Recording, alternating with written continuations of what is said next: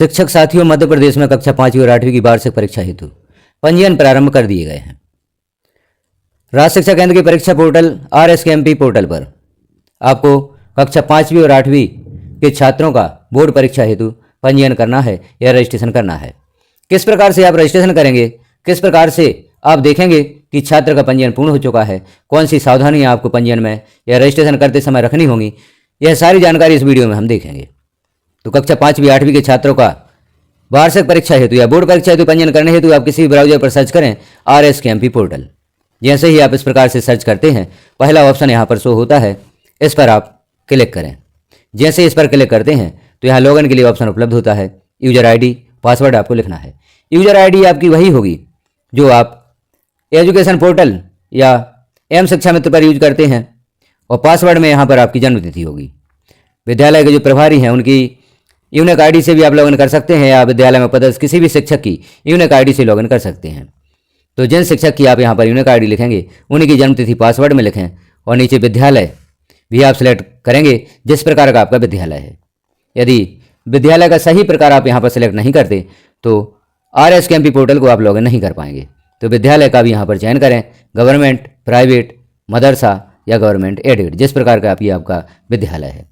तो unique ID लिखें, password लिखें, कैप्चा फिल करें, लॉगिन पर क्लिक कर दें, RSKMP पोर्टल लॉगिन हो जाता है। जैसे ही RSKMP पोर्टल को आप लॉगिन करते हैं तो यह पेज ओपन होता है। अब यहाँ पर आप देख रहे हैं इसका जो रूप है वह बदल गया है। पहले हमें सिर्फ ऊपर ऑप्शन शो होते थे, अब नीचे भी आप देख रहे हैं विभिन्न बॉक्सेज में वही ऑप्शन शो हो रहे हैं।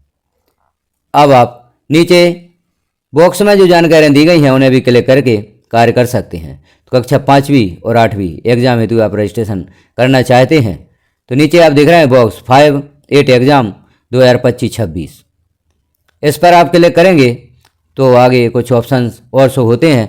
तो यहाँ हम बॉक्स को ही क्लिक करके आगे ऑप्शन ओपन करके देखेंगे। इसको आप क्लिक करेंगे तो इस प्रकार से और कुछ बॉक्स शो होते हैं। छात्रों के पंजीयन करने हेतु आपको पहला जो ऑप्शन है इसे क्लिक करना होगा। पहला बॉक्स आप क्लिक करेंगे। अब यहाँ विद्यालय का डाइस कोड लिखा हुआ है, ऊपर जानकारी आप देख रहे हैं स्टूडेंट रजिस्ट्रेशन 2025-26। अब आपको यहाँ क्लास सिलेक्ट करनी है। कक्षा 8 के छात्रों का आप पंजीयन करना चाहते हैं तो कक्षा 8 या क्लास 8 यहाँ पर सिलेक्ट करेंगे, और कक्षा 5 के विद्यार्थियों का आप रजिस्ट्रेशन करना चाहते हैं तो क्लास 5 यहाँ पर सिलेक्ट करेंगे।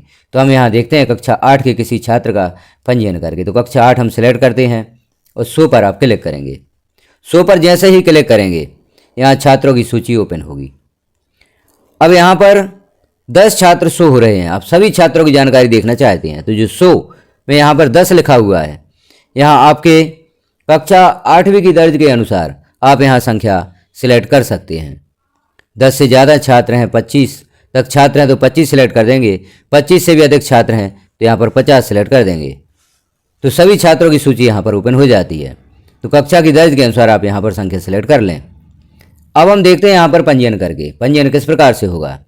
सीरियल नंबर दिया गया है, समग्र ID है, क्लास है, एडमिशन नंबर। एडमिशन नंबर यहाँ पर प्रदर्शित होगा जब आप छात्र का पंजीयन करेंगे और वहाँ पर दाखिल खारिज आप ऐड करेंगे। स्टूडेंट नेम दिया गया है, father name, mother name, date of birth, gender, category भी दी गई है, और एक्शन में सही का टिक है। छात्र का पंजीयन करना चाहते हैं तो जो है सही का निशान है इस पर आप क्लिक करेंगे। इस पर जैसे ही क्लिक करते हैं तो यह पेज ओपन होता है। अब यहाँ आपको छात्र की संपूर्ण जानकारियों का मिलान कर लेना है।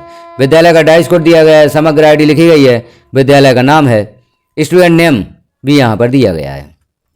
तो छात्र के नाम का आप मिलान कर लें, क्या छात्र के नाम की स्पेलिंग वह सही है। यह सारी जानकारी जो आपके विद्यालय का रिकॉर्ड है, दाखिल खारिज पंजी या एडमिशन रजिस्टर, उसके अनुसार ही यहाँ पर पंजीयन करें, क्योंकि जो आपके साला अभिलेख है उसी के अनुसार यहाँ पर जानकारी होना चाहिए। आप आधार के अनुसार यहाँ पर पंजीयन नहीं करेंगे या अन्य डॉक्यूमेंट्स के अनुसार यहाँ पर पंजीयन नहीं करेंगे।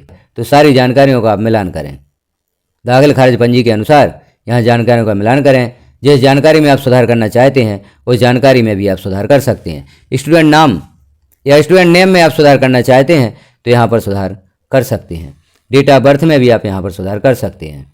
जैसे यहाँ पर क्लिक करेंगे तो सही डेट ऑफ बर्थ जो भी आप लिखना चाहते हैं तो यहाँ लिख सकते हैं। तो विद्यालय की जो दाखिल खारिज पंजी है, एडमिशन रजिस्टर है, उसे सामने रखें और उसके अनुसार यहाँ पर सारी जानकारियाँ आप फिल करें।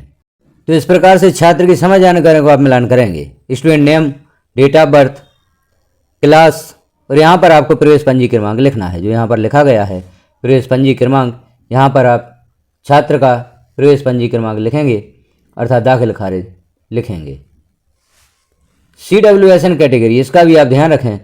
यदि छात्र दिव्यांग है तो यह आपको यहाँ पर अवश्य फिल करना है, एस यहाँ पर सिलेक्ट करना है। यदि छात्र दिव्यांग नहीं है तो नो सिलेक्ट करें। विशेष सावधानी यहाँ पर रखनी है आपको। यदि दिव्यांग छात्र है तो आप यहाँ पर CWSN के लिए एस सिलेक्ट करेंगे, क्योंकि CWSN छात्रों के लिए यहाँ पर विशेष सुविधाएं परीक्षा में उपलब्ध कराई जाती हैं। यदि आप यहाँ पर नो सिलेक्ट करते हैं तो जो दिव्यांग छात्र हैं वह उन सुविधाओं से वंचित रह जाते हैं। यदि यहाँ पर आप एस सिलेक्ट करते हैं तो आपको CWSN कैटेगरी भी यहाँ पर सिलेक्ट करना है। जिस प्रकार की दिव्यांगता है उस दिव्यांगता को आप यहाँ पर सिलेक्ट करेंगे, तो इस दिव्यांगता को भी आप सावधानीपूर्वक सिलेक्ट करें। तो छात्र दिव्यांग नहीं है तो आप नो सेलेक्ट कर दें।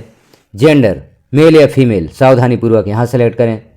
कैटेगरी में आप यहाँ सुधार नहीं कर सकते।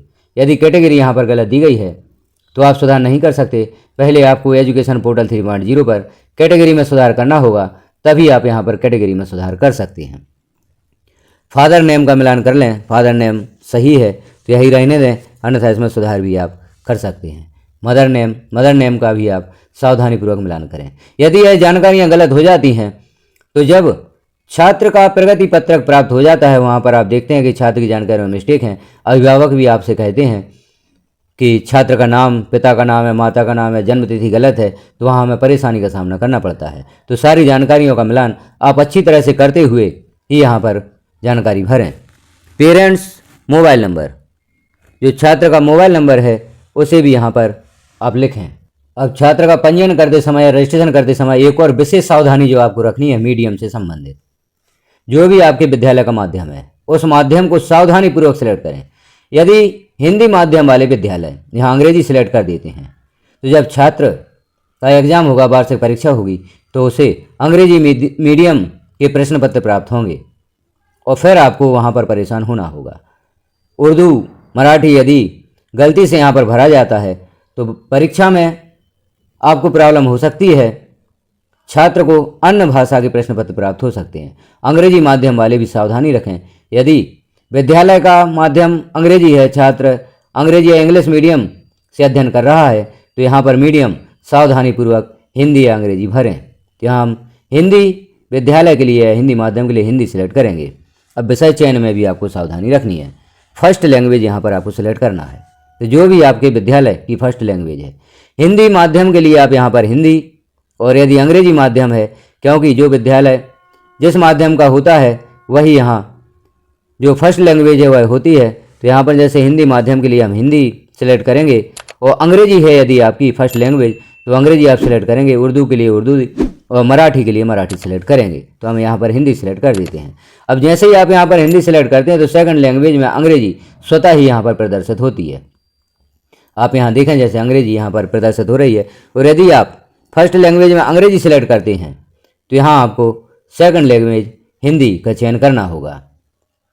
तो हिंदी के लिए सेकंड लैंग्वेज अंग्रेजी का चयन करना आवश्यक है, और अंग्रेजी के लिए यहाँ हिंदी चयन करना आवश्यक है। तो हिंदी के लिए यहाँ पर अंग्रेजी स्वतः ही सिलेक्ट हो जाती है। थर्ड या एडिशनल लैंग्वेज, तीसरी भाषा या अतिरिक्त भाषा जो भी आपके विद्यालय में अध्यापन कराई जाती है उसे यहाँ पर सिलेक्ट करें। जैसे यहाँ पर संस्कृत हिंदी विद्यालय के लिए सिलेक्ट करते हैं। यह एडिशनल या अतिरिक्त भाषा है। यदि आपके विद्यालय में अतिरिक्त भाषा के रूप में कोई विषय पढ़ाया जाता है तो आप यहाँ पर सिलेक्ट करेंगे, जैसे संस्कृत, उर्दू, मराठी, गुजराती, पंजाबी या उड़िया, इनमें से जो भी थर्ड लैंग्वेज है या तीसरी भाषा है उसे आप सिलेक्ट करेंगे। अब पहला, दूसरा और तीसरा विषय यहाँ पर स्वतः ही प्रदर्शित होता है क्योंकि आवश्यक विषय हैं, तो यहाँ पर यही विषय सिलेक्ट करना होगा। तो इस प्रकार से आप पंजीयन करते समय इन बातों का विशेष ध्यान रखेंगे। यदि इन बातों का ध्यान रखते हैं तो आपको किसी भी प्रकार की प्रॉब्लम नहीं होगी, और कोई भी जानकारी आप गलत फिल कर देते हैं तो बाद में आपको परेशानी का सामना करना पड़ सकता है।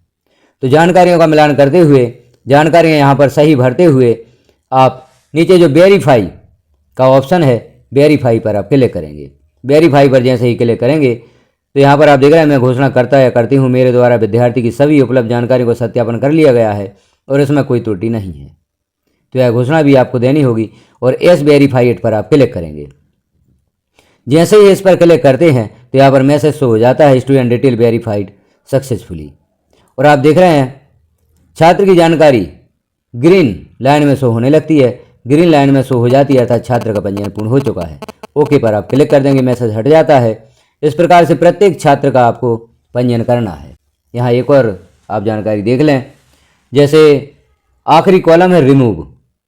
अभी यदि आप किसी छात्र को रिमूव करना चाहते हैं, यदि अतिरिक्त छात्र यहाँ पर जुड़ा हुआ है तो आप रिमूव कर सकते हैं।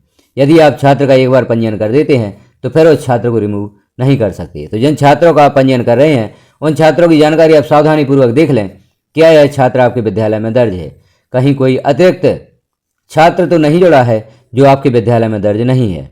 तो इस जानकारी का आप अवश्य मिलान करें, और यदि ऐसे कुछ छात्र हैं जो आपके विद्यालय में दर्ज नहीं है लेकिन इस सूची में प्रदर्शित हो रहे हैं तो आप अभी उन्हें रिमूव कर सकते हैं। इस प्रकार से आप सभी छात्रों के राज्य शिक्षा केंद्र के परीक्षा पोर्टल पर पंजीयन करेंगे, और यदि आप पंजीयन करने के पश्चात इन जानकारियों का मिलान करते हैं और आप देखते हैं कि किसी छात्र की जानकारी में कुछ त्रुटि हो गई है, छात्र के नाम, फादर या पिता का नाम, माता का नाम, जन्मतिथि, जेंडर या कैटेगरी में आप यहाँ पर सुधार नहीं कर सकते, लेकिन जेंडर तक कोई भी जानकारी में आपके द्वारा मिस्टेक हो गई है, इसे सुधारना चाहते हैं तो आप इसे एडिट भी कर सकते हैं। एक्शन में अभी भी आप देख रहे हैं एडिट का बटन बना हुआ है, इस पर आप क्लिक करेंगे। इस पर जैसे ही क्लिक करेंगे तो इस छात्र की जानकारी यहाँ पर पुनः ओपन होगी, छात्र की जानकारी ओपन होगी। अब आप जिस जानकारी में सुधार करना चाहते हैं उस जानकारी में सुधार कर दें। माध्यम, छात्र का नाम, माता का नाम, पिता का नाम या विषय संबंधित कोई भी जानकारी में सुधार करना चाहते हैं, सुधार करते हुए पुनः आप अपडेट पर क्लिक कर दें। वही मैसेज शो होगा, एस वेरीफाई इट पर क्लिक कर देंगे, छात्र की जानकारी अपडेट हो जाती है। तो छात्र की जानकारी आप सावधानीपूर्वक भरें। यदि एक बार मिस्टेक हो भी जाती है तो आप सुधार भी कर सकते हैं इस प्रकार से। तो इस प्रकार से आप छात्रों की पंजीयन करेंगे। अभी भी आपको किसी प्रकार की यदि यहाँ पर प्रॉब्लम होती है तो आप एक कमेंट अवश्य करें, उसका भी समाधान यहाँ पर देने का प्रयास किया जाएगा। हमारे साथ बने रहें और विद्यालय में होने वाले विभिन्न ऑनलाइन कार्यों से संबंधित जानकारी देखें। RSKMP पोर्टल से भी संबंधित या इस रजिस्ट्रेशन से संबंधित आप जानकारियाँ देखना चाहते हैं तो चैनल पर विजिट करें। जैसे कुछ और प्रॉब्लम्स आती हैं, अतिरिक्त छात्र ऐड है या कुछ छात्र ऐसे हैं जो सूची में प्रदर्शित नहीं हो रहे हैं, तो वह छात्र सूची में प्रदर्शित कैसे होंगे।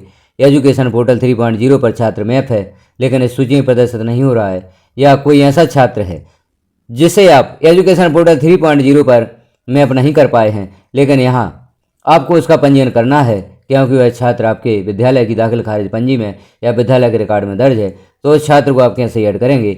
इस प्रकार की समस्त जानकारियाँ आप चैनल पर देखें, सभी जानकारियाँ पब्लिश की गई हैं।